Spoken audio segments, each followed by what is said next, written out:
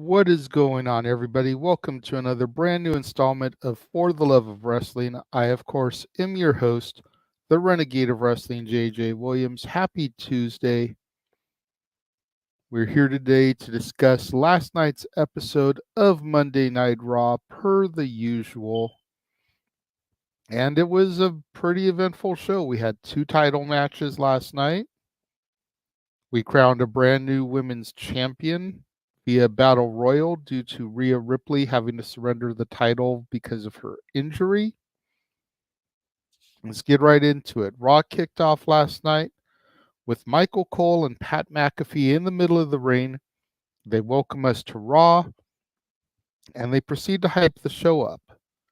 We then see Liv and Becky arrive at the arena ahead of the Battle Royal, and then Jey Uso comes out.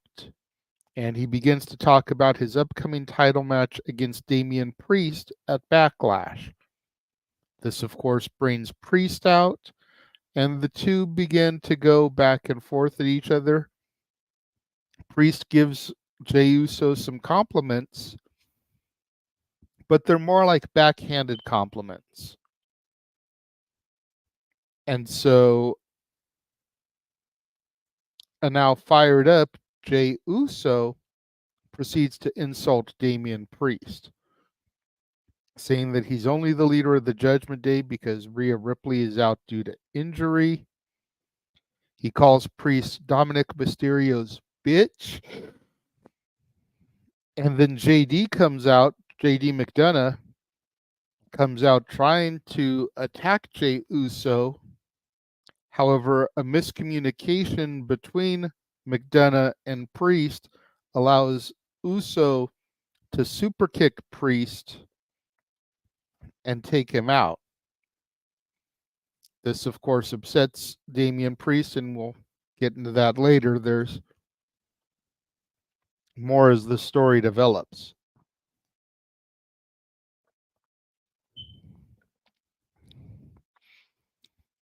We then get our first match of the night, the DIY versus the Awesome Truth, for the tag team titles. Phenomenal tag team action from the Regeneration X stablemates. Awesome Truth are able to pick up the victory here in their first title defense. Post-match, Johnny Gargano shows some good sportsmanship, shaking the hands of Miz and R-Truth, giving them hugs, while Tommaso Ciampa refuses to shake hands. Sensing a little bit of tension and dissension within DIY. I understand being upset that you lost, but going to be interesting to see where this develops. Granted, I didn't watch the Black and Gold NXT, but I know Ciampa and Gargano had a hell of a feud down there. So it's going to be interesting to see if they call back to that in this new Triple H era. We then go backstage and we have the Judgment Day, and JD McDonough is trying to apologize to Priest. Dom comes in with Santos Escobar, and Dom's arm is in a sling as well. Priest is like, what's going on here? And Dom tells Priest that, he's banged up. So he tapped Santos Escobar to repay the favor from WrestleMania when Dom tagged with Santos to take on his father and Andrade. Apparently, Dom has cleared this with Pierce and Nick Aldis, so it's all good. Priest is skeptical.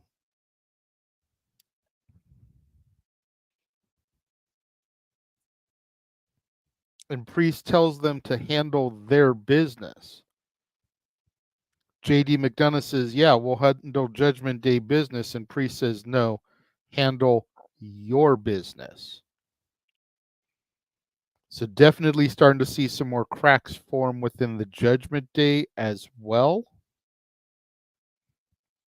From here, we had Imperium come to the ring, and Gunther began to cut a promo. Now, I'll admit, I didn't catch everything that Gunther said. I was doing dishes at the time. I know he was talking about his Intercontinental title reign. Excuse me. I know he talked a little bit about King of the Ring and declaring himself for the tournament. But aside from that, I don't really remember or didn't hear what Gunther was talking about. This, though, brought out the New Day and Xavier Woods talking about how he's the reigning and defending King of the Ring winner from the last time they did the tournament. And we end up getting a match between Ludwig Kaiser and Giovanni Vinci of Imperium and the New Day. This was another good tag team match between the two rival teams. New Day got the victory here. After the match, Gunther storms away in a foul mood. Kaiser then consoles Vinci in the ring, and as they go to leave, Kaiser turns heel on Vinci. Just a brutal beatdown. We've seen this coming for a minute. I honestly don't know why they waited so long to pull the trigger. And I especially wonder why they decided to pull this trigger now that they've split the tag titles up. It doesn't make a whole lot of sense to me, but it is what it is. Once Kaiser gets backstage, he sees Gunther and he says to him that he, told him that he would get the job done. And Gunther kind of smirks in approval. We then get a Drew McIntyre promo. I understand that, Safet, but I don't talk about the commercials that they air. Thank you. We then got a Drew McIntyre promo. Sheamus came out during the promo because it's our typical Drew McIntyre promo here. And Sheamus is basically like, dude, what has become of yourself? Drew then becomes a little irritated. He starts throwing shots back at Sheamus, talking about how it used to be banner after banner after banner before his injury, but ever since his injury, it looks like it's been burger after burger after burger, to the point where Sheamus even has to give him some credit on how witty he's become. This then goes into a match between Sheamus and Shinsuke Nakamura. Really good match here from these two. I would love to see this develop more into a rivalry, a feud. Sheamus gets the victory here. Drew had said he would stay and watch Sheamus's back because the way that people in the locker room are talking about him since his return. Definitely going to be interesting to see what develops as far as, will we get a Sheamus Nakamura feud, or are we going to spin this into a Sheamus Drew feud? Because I'm sure these two would be able to have a classic rivalry here.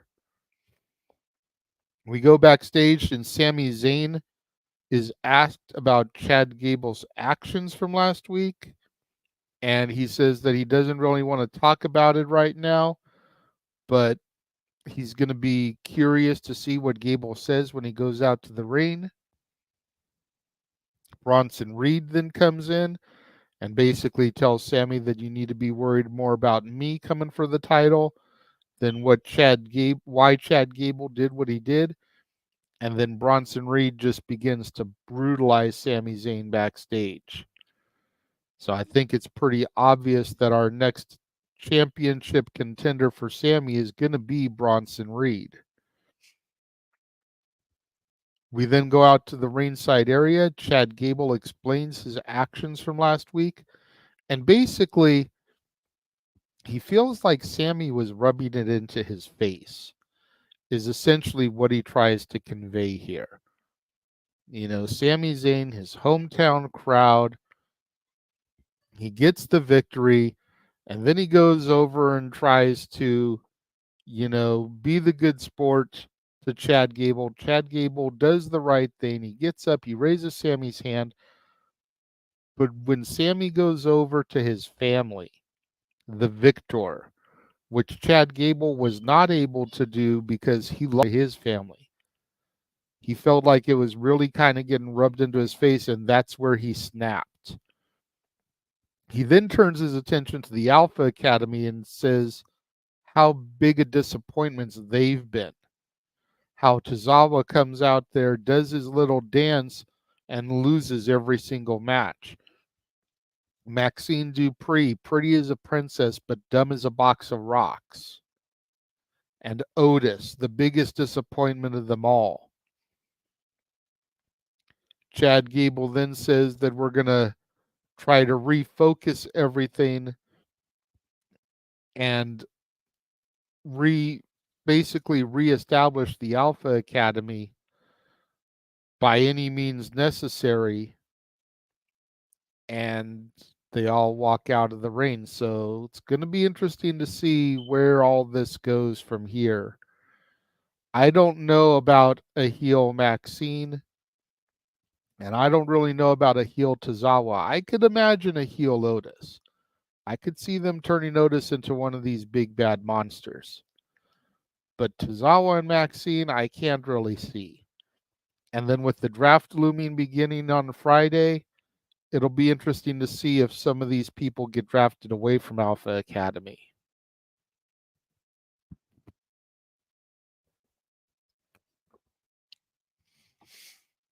We then get Dominic Mysterio approaching Ricochet backstage.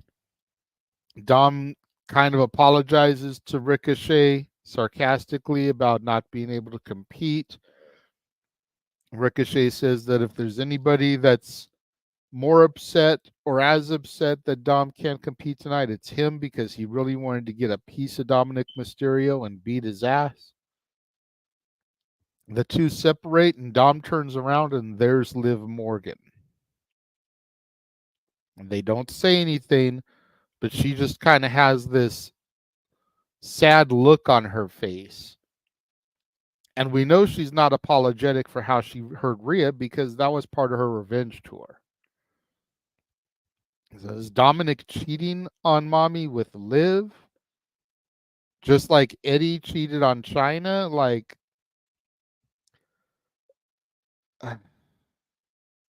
we'll have to tune in next week and see where this goes. From there, we go to Santos Escobar and JD McDonough versus Ricochet and Andrade. Another tag team match, solid tag team action here. However, the Judgment Day fails once again. Priest comes out and then destroys Ricochet and Andrade before telling Dom and JD that he doesn't need them, they need him. So again, interesting to see where this is all going to go for the Judgment Day in Mommy's absence. We'll find out next week, because there's a six-man tag setup with Priest, JD, and Finn taking on Ricochet, Andrade, and I forget who else. So it should be interesting to see where all that goes. Main event was the Battle Royal to determine the new women's champion. You had Becky Lynch, Candice LeRae, Indy Hartwell, Kaden Carter, Katana Chance, Ivy Nile, Shayna Baszler, Maxine Dupree, Zoe Stark, Nia Jax, Chelsea Green, Piper Niven, Natalya, and Liv Morgan. 14 women in this match, which that right there kind of interested me a little bit. I'm like, why is it 14? I get it was supposed to be 15. Xia Li was originally featured in the vignettes for it, but Xia Li was released last week during SmackDown, so that obviously took her out of it. Not like she was going to win the match anyway, but at least it would have been a 15-person, which is half of a Royal Rumble. I don't know why they didn't just drop it down to 10, or see if they could get some surprises, some returns, and bump it up to 20. Bring in a few NXT, a few SmackDown people, just to kind of fill it out some. It's a new era after all, and we've got the draft in less than a week. Throw a few, like I said, NXT girls in there. Bring Roxanne Perez, bring Lyra Valkyria, bring Tatum Paxley. That way you could have gotten a little bit more heat going into spring break-in tonight. Bring Thea Hale and JC Jane so you could get a little bit more established into their rivalry, which could lead to a match at spring break-in next week. I would have tapped those 5 women right there, all of whom have got their own little rivalry going within NXT. 3 of them are fighting tonight, and then the other 2 could have had something set up for next week. What do I know, though? Order of elimination, Candice LeRae was first out by Maxine, followed by Indy Hartwell by Maxine. Caden and Katana then both got eliminated simultaneously by Zoe Stark. Ivy Nile then got eliminated by Nia Jax, followed by Maxine being eliminated by Nia. Piper Niven eliminated by Becky Lynch. Chelsea Green eliminated by Zoe Stark. Natalya eliminated by Shayna Baszler. Zoe was then eliminated by Nia. Shayna was then eliminated by Nia. Nia then was finally eliminated by Becky Lynch. Last 2 were Liv and Becky. Liv is eliminated by Becky. Becky wins. Nia Jax eliminated 4 people. Becky eliminated 3. Zoe Stark eliminated 3. Maxine eliminated 2. And Shayna Baszler eliminated 1.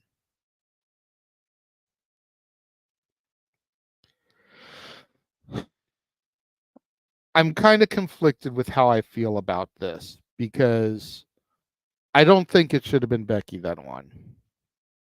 I don't think it should have been Liv that won.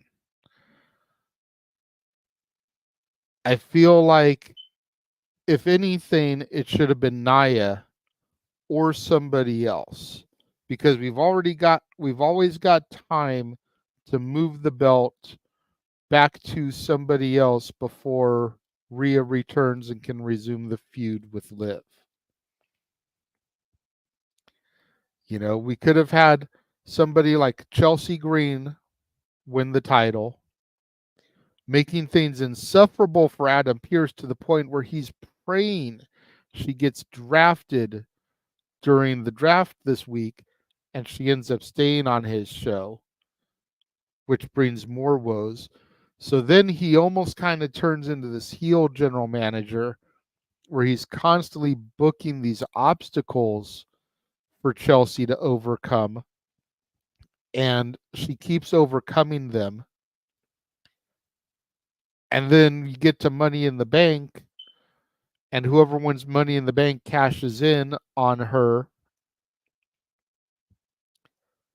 Liv then takes the title off of that person. Rhea comes back, rolling to WrestleMania, Rhea versus Liv. Just kind of seems to write itself.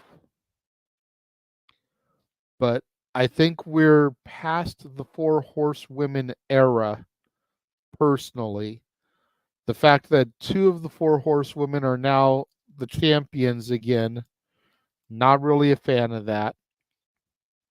And if everything goes the way I expect it to over in AEW, then in a month's time, the woman formerly known as Sasha Banks will be TBS champion, and 3 of the 4 horsewomen will be holding titles.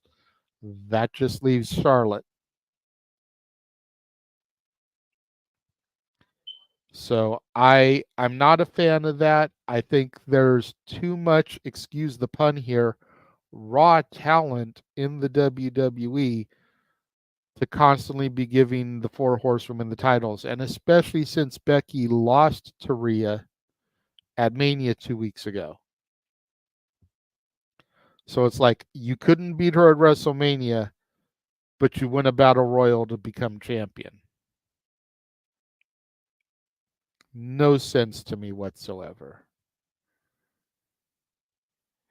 All in all, I thought Raw was a decent show, not a great show. A lot of tag team matches this week for some reason, which I'm not completely opposed to because I do enjoy tag team wrestling, but I just feel like it was excessive. 3 tag team matches in total. You had the New Day and Imperium, you had DIY Awesome Truth, and then you had Santos and JD versus Andrade and Ricochet. And then the Women's Battle Royal. That was it. That was it. I'm going to give Raw a 7.5 out of 10. Yeah. Safet's right there on par with me. 7.5 out of 10. Take a moment here. Going to show you guys all the upcoming watch-alongs that we'll be covering here across the multiverse of media. Kicking off with Spring Breakin' here tonight. And then once this is done, I'll be back, do a couple other plugs, and we'll be out of here. Stay tuned.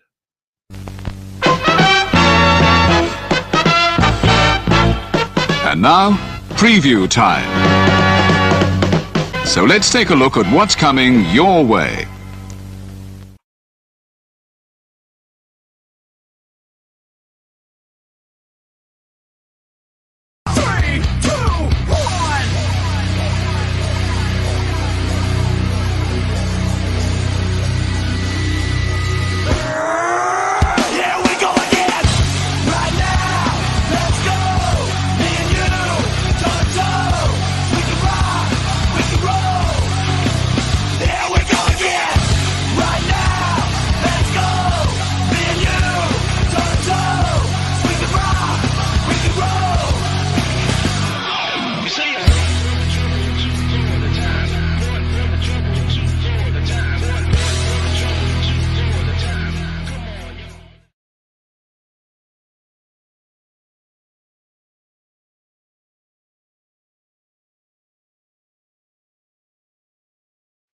And we are back.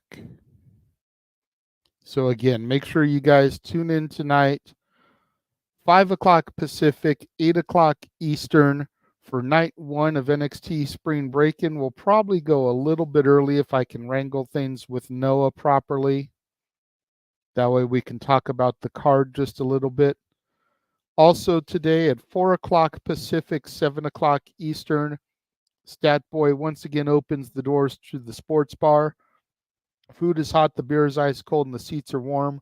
So pull yourself up a bar stool and engage in some professional sports conversation with your barkeeps, Stat Boy Mike, and possibly Dory Lou. I know he's got NHL and NBA playoff talk, plus, of course, MLB. The draft for the NFL is this Thursday. PGA golf, NASCAR racing, tennis, all kinds of stuff on deck for the Stat Boy. Make sure you guys tune in tomorrow. Same bat time, same bat channel, as I will be here discussing the latest episode of NWA Power, featuring Kenzie Page versus Natalia Markova for the NWA World Women's Championship, or the Burke, as well as night 1 of NXT Spring Breakin'. Until then, thank you guys for joining me and tuning in, and I will see you guys next time. The Jeff Meacham Network's Multiverse of Media. For over 15 years, the recognized symbol of excellence and the standard bearer in coverage of sports and entertainment. Thank you, JJ. Appreciate you.